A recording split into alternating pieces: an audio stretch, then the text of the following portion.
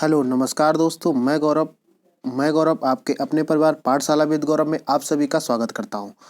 तो आज आप लोगों के लिए बहुत बड़ी खुशखबरी है और वो आप लोगों को अभी तक पता चली गया होगा कि एसएससी सीएचएसएल ने क्या किया कि अपना नोटिफिकेशन जारी कर दिया है। और वो नोटिफिकेशन में क्या है कि एसएससी ने अपना नोटिफिकेशन जारी कर दिया है। ठीक है, अब देखो इसमें क्या है कि ये अभी कल ही क्या हुआ है कि 2019 का कल ही आंसर की जारी की गई। तो एसएससी जो अपना काम बहुत तेज़ी से कर रही है, तेज़ी से इसलिए भी कर रही है क्योंकि अभी अब पिछले मंथ आपने देखा ही था कि जितने भी अभ्यर्थी थे, जितने भी टीचर्स थे, उन सभी ने मिलकर क्या किया था कि ट्विटर पे एक कैंपेन चलाया था। तो उसी का नतीजा ये आज आप लोगों के सामने आ रहा है, जो एसएससी आयोग अपना अच्छे तरीके से एक्टिव हो गया है। ठीक है, तो इसमें देखेंगे कि इस नोटिफिकेशन में क्या क्या हमें फॉर्म भरने से पहले क्या सावधानियां रखनी है, कौन सी फ़ोटो अपलोड करना। कई सारे बच्चों का कमेंट लिख के आ रहा है कि सर इस पर बताइए, इसका एक वीडियो बना दीजिए, इसमें कौन कौन सी चीज़ें होने वाली हैं। ठीक है, तो इस वीडियो में आप लोगों को ध्यान से समझना, एक एक पॉइंट को ध्यान से समझना है। तो देखते हैं ज़रा क्या क्या है इसमें। तो सबसे पहले नंबर पर अगर हम बात करते हैं कि एसएससी का कंबाइंड हायर जो एजुकेशन है, इसका अभी हाल ही में क्या कर दिया है कि फॉर्म अभी आपका कल ही इसका नोटिफिकेशन आ गया है। ठीक है, कल इसका फॉर्म आ गया है। तो अब इसका कल से ही क्या हो गया कि आपका ये फॉर्म अप्लाई करना स्टार्ट हो गया है। और अगर यहीं पे हम बात करें, इसकी 6 तारीख से ये स्टार्ट होगा, यानी कल से स्टार्ट हो गया है। और इसकी लास्ट डेट की बात करें तो कब तक है, ये आपकी लास्ट डेट की हो जाएगी 15/12/2020 तक इसको फॉर्म को आप सबमिट कर सकते हैं। यहीं पर अगर हम बात करते हैं चालान की बात, पेमेंट की बात, को 17/12 तक इसका आप पेमेंट कर सकते हैं। इसके बाद में अगर हम बात करें कि इसके एग्ज़ाम की भी डेट इसमें आ गई है। तो एग्ज़ाम आपका कब होने वाला है, तो एग्ज़ाम आपका होने वाला है 12 अप्रैल 2021 को इसका एग्ज़ाम होने वाला। और ये कब तक चलेगा, 27 अप्रैल के बीच तक इसका एग्ज़ाम होने वाला है। अब इसमें अगर बात करते हैं तो अभी इसमें देखो, अभी इसमें क्या है कि आपकी जो टियर सेकेंड होगा, अभी इसकी डिस्क्रिप्टिव की डेट अभी इन्होंने अनाउंस नहीं की है। ठीक है, अब जरा देखते हैं इसके क्या क्या इसमें कैसे कैसे इसको फॉर्म को भरना है। अभी देखो इसमें आप लोगों को दिख रहा होगा कि एक तो आपका क्या हो जाएगा, लोअर डिवीज़न क्लर्क के लिए हो जाएगा। ठीक है, और पर्सनल असिस्टेंट हो जाएगा और डाटा एंट्री ऑपरेटर, यानी कुल मिला के आपको 3 पोस्टें यहाँ पे जिसका फॉर्म अभी आया। और ये किसने जारी किया है, ये जारी आपका किया है एसएससी ने, इसका आपका फॉर्म का नोटिफिकेशन जारी कर दिया है। और इसके बाद में डाटा एंट्री ऑपरेटर एक आपका हो जाएगा। तो ये ग्रेड पे कुछ दे रखा है, आप लोग देख लीजिएगा। और अगर इसकी पूरी डिटेल्स आपको जानना है तो वो आप लोग क्या कर सकते हैं, टेलीग्राम पे जाके इस पीडीएफ को डाउनलोड कर लीजिए और वहाँ से पूरी डिटेल आप पढ़ के तभी फॉर्म सबमिट करिए। ठीक है, हाँ, तो आगे देखते हैं इसमें आगे नोटिफिकेशन में क्या है। तो यही आपका फिर वैकेंसीज़ के बारे में, अभी वैकेंसी के बारे में इसमें नहीं बताया गया आपकी कौन कौन सी वैकेंसी हैं और कितनी टोटल वैकेंसी। यहीं पर रिजर्वेशन की अगर बात करें तो जैसा रिजर्वेशन आपको पहले मिलता आ रहा वही आपको इसमें मिलता रहेगा।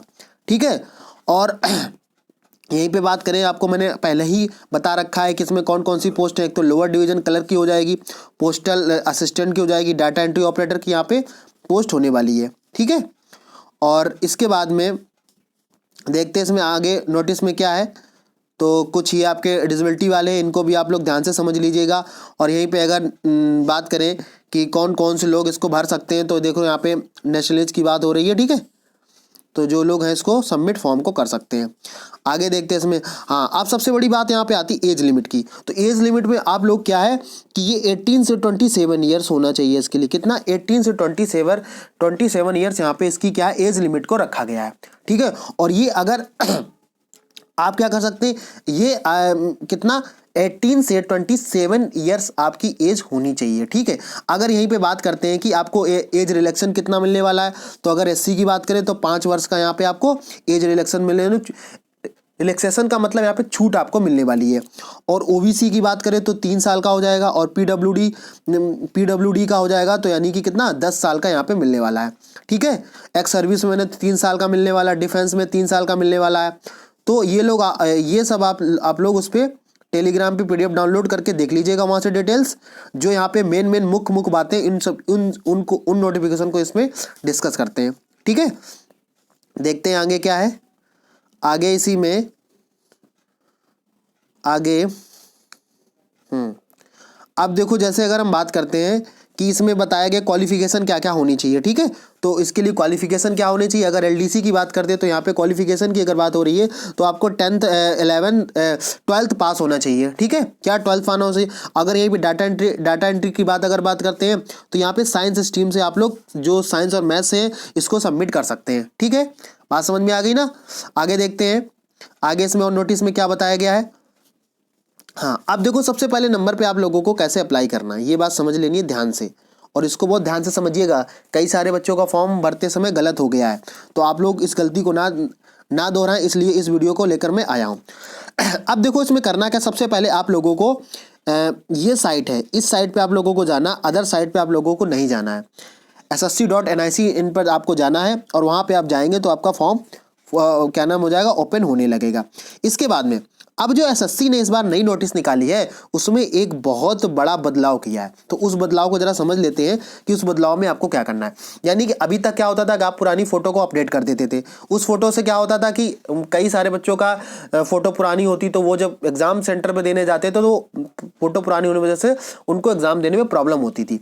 तो अब एसएससी ने क्या किया है कि जिस तरीके से आपका रेलवे एनटीपीसी और ग्रुप डी में जो आपकी फोटो लगी थी वो कैसी फोटो थी कि उसमें फोटो में आपके नीचे डेट लिखी हुई थी, उसी तरीके से एसएससी ने आपका क्या कर दिया है, इस चीज को लागू कर दिया है। तो ये चीज आप लोग ध्यान से समझिएगा। देखो यहाँ पे लिखा हुआ है, ध्यान से पढ़िएगा, application without such date printed on the photograph will be rejected. यानी कि अगर आपकी फोटो पे डेट प्रिंटेड नहीं है तो आपका फॉर्म रिजेक्ट हो जाएगा। ये चीज आप लोग ध्यान से समझिएगा, ठीक है। बात समझ में आ गई ना यहाँ पे। हाँ, आगे देखते हैं इसमें। आगे लास्ट डेट आपको पता ही, यहाँ पे लास्ट डेट कितनी है, 15/12 यहाँ पे लास्ट डेट हो जाएगी यहाँ पे, ठीक है।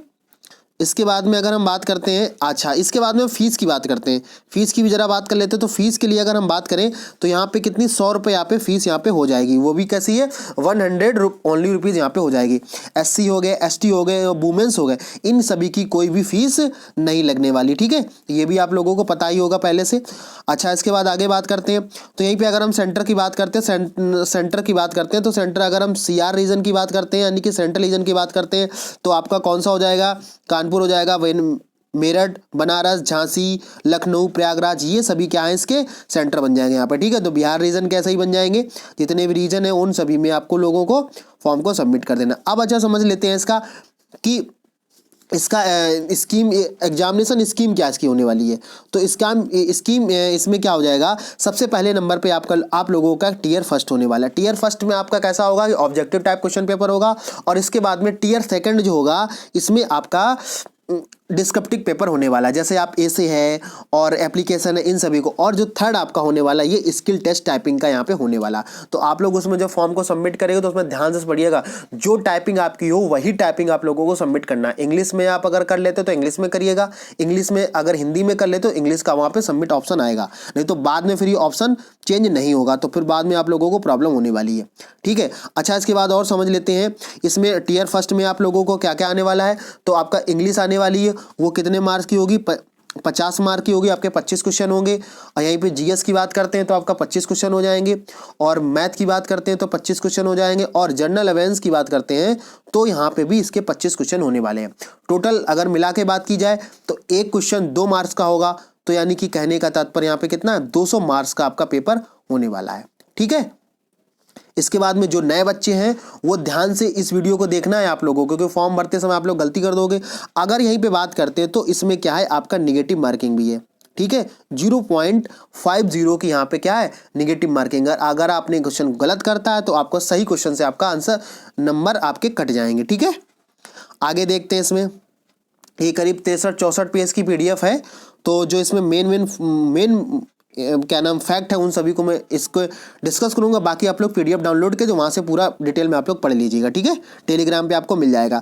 तो ये कुछ इसका सिलेबस है, ठीक है। जनरल इंग्लिश का क्या हो जाएगा और इंटेलिजेंट का क्या हो जाएगा, इसमें पूरा सिलेबस आप लोगों को मिल जाएगा, ठीक है। तो टेलीग्राम पर जाकर आप लोग PDF को डाउनलोड कर लीजिएगा और यहाँ से आप लोग उसको जानकारी मिल जाएगी। इसी तरीके से देखो टियर सेकेंड हो जाएगा, और इसके बाद में डाटा एंट्री ऑपरेटर के लिए आपका ये चीज़ें हो जाएंगी। तो आप लोग ध्यान से इसको समझिएगा।